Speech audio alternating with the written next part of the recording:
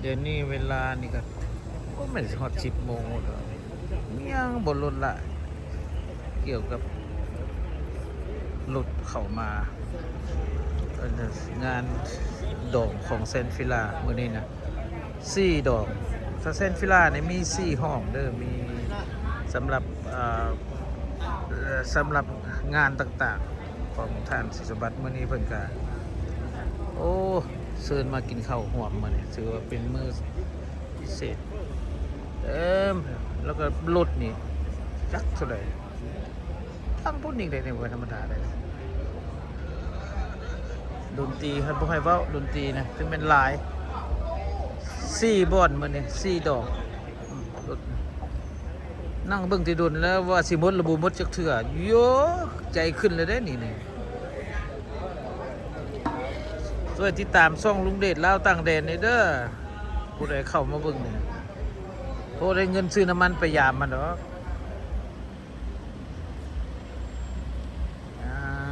ทุ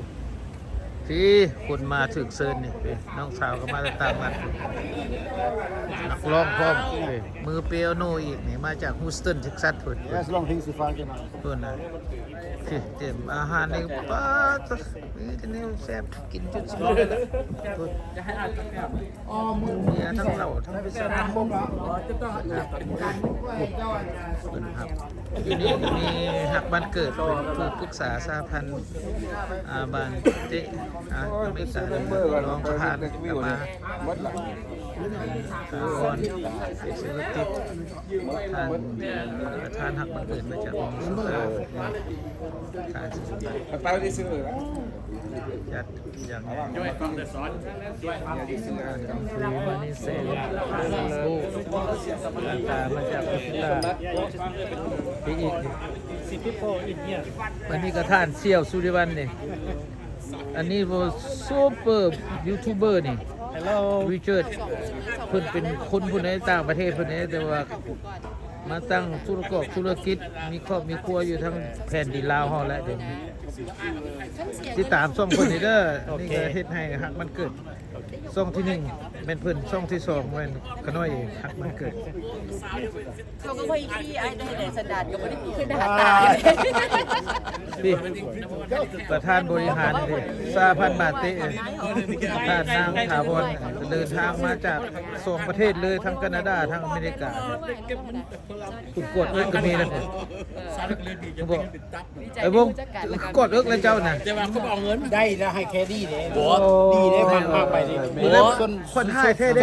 เจ้าเถียงกันเด้อคนไทยนี่ได้นี่บ่ปฏิกับพวกพี่น้องอยู่เมืองไทยเขาจะห้ามเอาเงินใส่กระเป๋าวันนี้ท่านสมคิดสมบูรณ์จากเมียเลยเบิ่งแม่รองประธานหักบ้านเกิดมันเป็นจังซี่ว่าใส่กระเป๋าแต่งงานกับลูกจน3 คนแล้วเสื้อได้บ่อ้ายเจ้ายิ้มงามเด้อตัวนี้ยิ้มแล้วคนไทยจะเบิ่งได้เบิ่งคนไทยเพิ่นไปจกง่ายนี่บอกคิดไปเก็บเองค่อยไทยอีก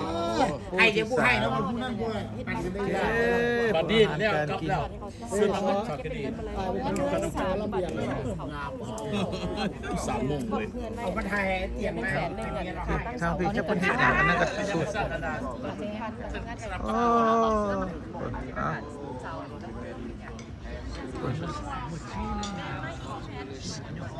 เซนฟิลาเฮ็ดแล้วรถไปสังกะดักกะโล4 งานเต็มหมดไปเลาะแต่หัวค่ำหากบ่ทันได้มีคนเข้ามาบัดมาบัดนี้รถโอ้ประเทศลาวเอ้ยไผก็ว่าซ้ำมันเปิดรถไฟว่าบ่มีเงินจ้างรถไฟเอาไปเอามารถไฟสร้างบ่ทันคนบัดนี้มาเด้อเมืองลาวนะแม่นสิบึ้งใจน้ำทีวีได้มาได้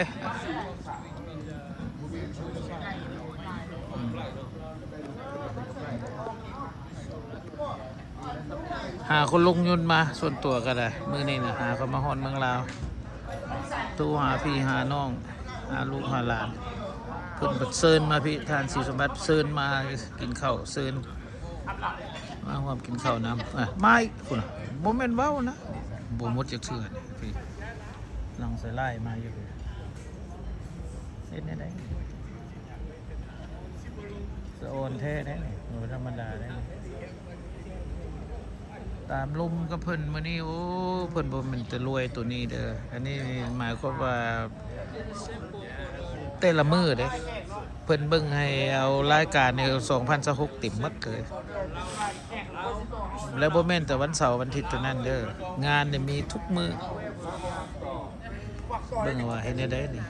ประเทศลาวนี่อย่าว่าได้ว่าบ่เจริญ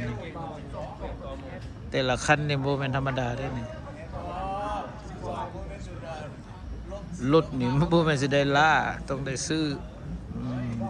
มีเงินจึงซื้อได้ฉะนั้นนี่โอ้ส่วนตัวมาเห็นแล้วก็ภาคภูมิใจแล้วก็มีผู้สักถามมาแซ่อันท่าสิสมบัตินี่แม่นคนมาจากเพิ่นคนแขวงเสียงขวางไปตั้งถิ่นฐานอยู่สหรัฐอเมริกาอยู่มินนิโซตาและเพิ่นก็มีธุรกิจเนาะอยู่ทางมินนิโซตาแต่ส่วนลาวนี่เพิ่นก็มีธุรกิจหลายอันตัวที่หนึ่งนี่ก็เป็นรักเป็นหน้าตาของชาติและสังคมอันที่สองเพิ่นปล่อยเงินกู้เด้อปล่อยเงินกู้นี่มีทางรถนี่ปล่อยเงินกู้คือกันรถนี่ก็ได้สามารถซื้อได้โดยเฉพาะ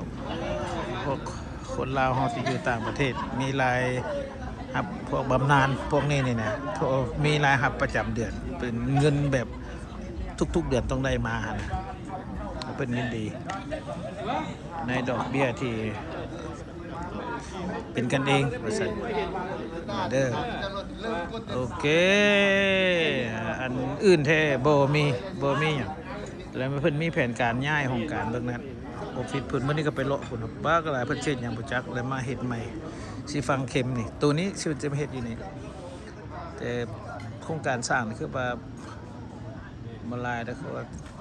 3-5 ล้านนี่แหละแต่ว่าดินเป็นดินเพิ่นดินแถวนี้ดินเพิ่นเด้